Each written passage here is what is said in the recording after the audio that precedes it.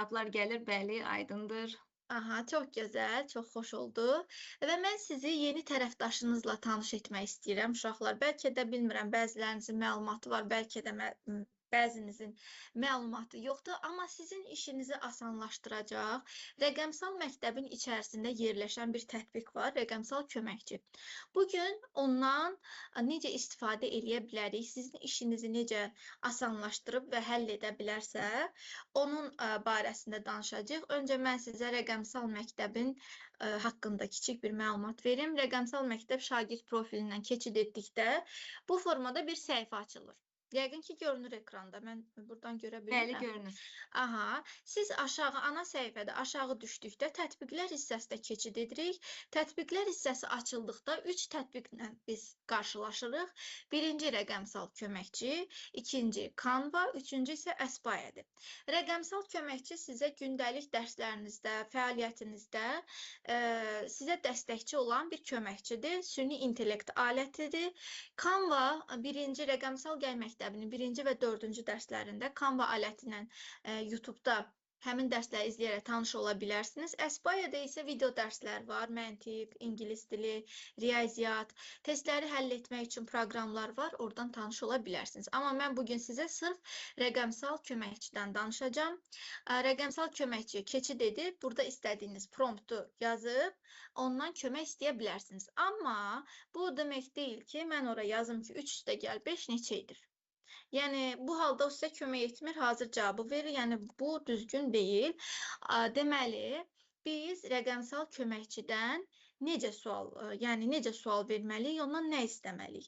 İlk olaraq bu sualı yazmaq düzgün olmaz ki, məsələn, doğru cavab hansıdır? Və yaxud da mənə cavabı de. Mütləq burada əvvəl araşdırma aparılmalıdır. Ona görə də bu proqramın adı rəqəmsal köməkçidir, üzr istəyirəm.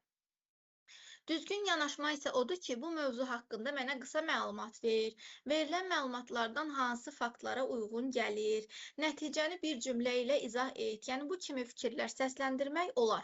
İndi gəlin mən burada bayaq bir prompt verdim. İstəsəz ona baxaq.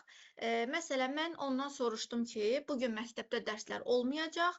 Bu xəbərdə hansı şübhəli məqamlar ola bilər? Bunu necə araşdırım? Mən bu tipli suallar verib ondan istiqamət ala bilərəm. Yəni, çünki o bizim məktəbdəki indi verilən məlumatdan xəbəri ola bilməz.